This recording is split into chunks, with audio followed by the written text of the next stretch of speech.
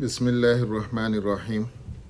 In regards to our today's reminder, there is very important and interesting hadith of Prophet Sallallahu Alaihi Wasallam, which I want to share.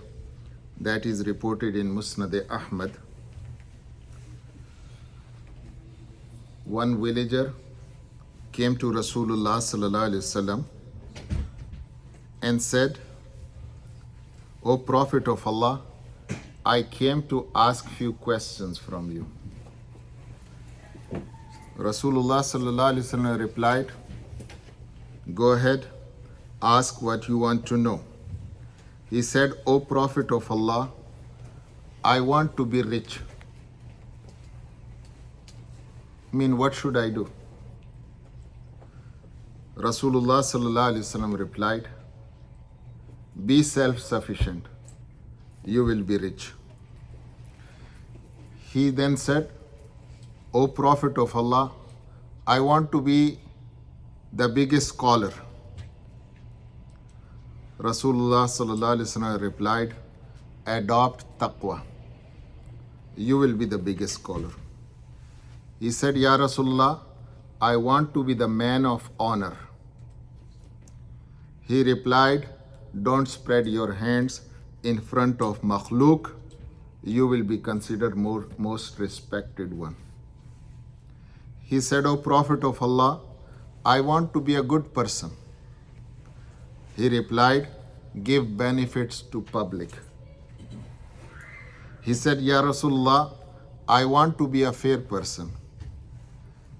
He said, "What you like for yourself, like same thing for others as well. You will be a fair person." He said, "Ya Rasulullah, I want to be strong and powerful." He replied, "Have trust in Allah. Make tawakkul in Allah only." He said, Ya Rasulullah, I want to gain a special status in the court of Allah." He replied, "Do the zikr of Allah in abundance. You will get a special status." He said, "Ya Rasulullah, I want to have openness in my rizq." Kushadgi, a lot of rizq. He replied, "Always stay in state of wuzu." He said, "Ya Rasulullah, I want my dua to be accepted." He replied, "Never eat haram. Your dua will be accepted."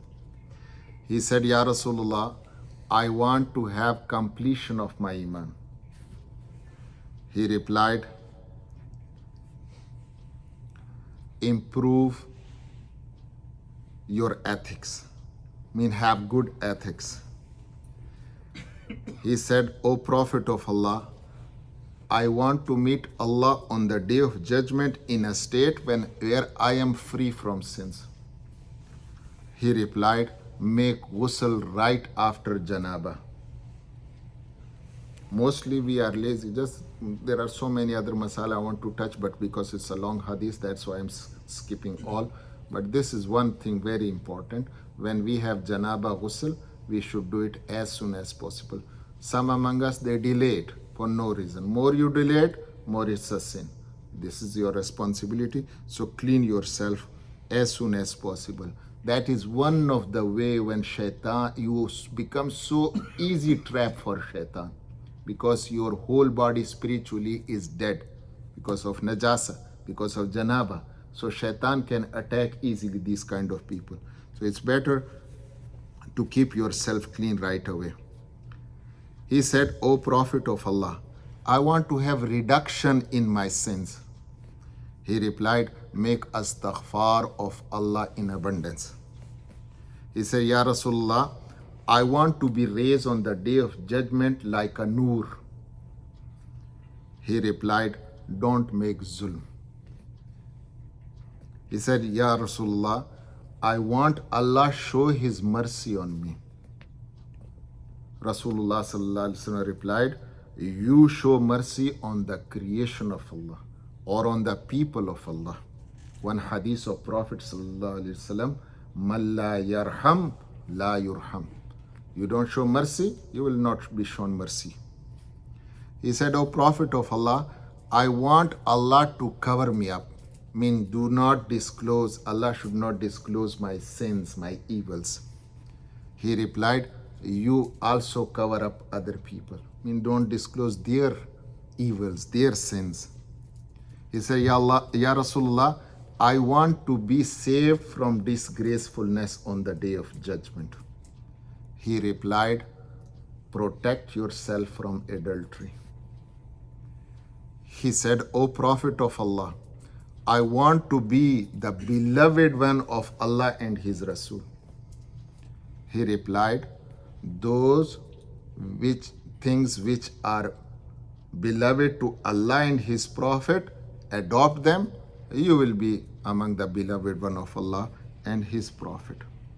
He again said, O Prophet of Allah, I want to be an obedient slave of Allah. He replied, be punctual in your farais. Salat time, prayer salat. Fasting, hajj, all farais. When the time comes, fulfill all those farais. He said, Ya Rasulullah, I want to be beneficent. Mean, show favors to others. He replied, worship Allah in such a way that like you are seeing Him.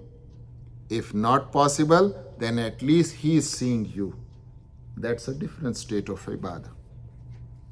He again said, O Prophet of Allah, how will get pardonness of my sin from Allah?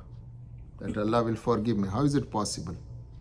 He replied, show your tears, your humbleness, and your sickness. This will clean you from sins.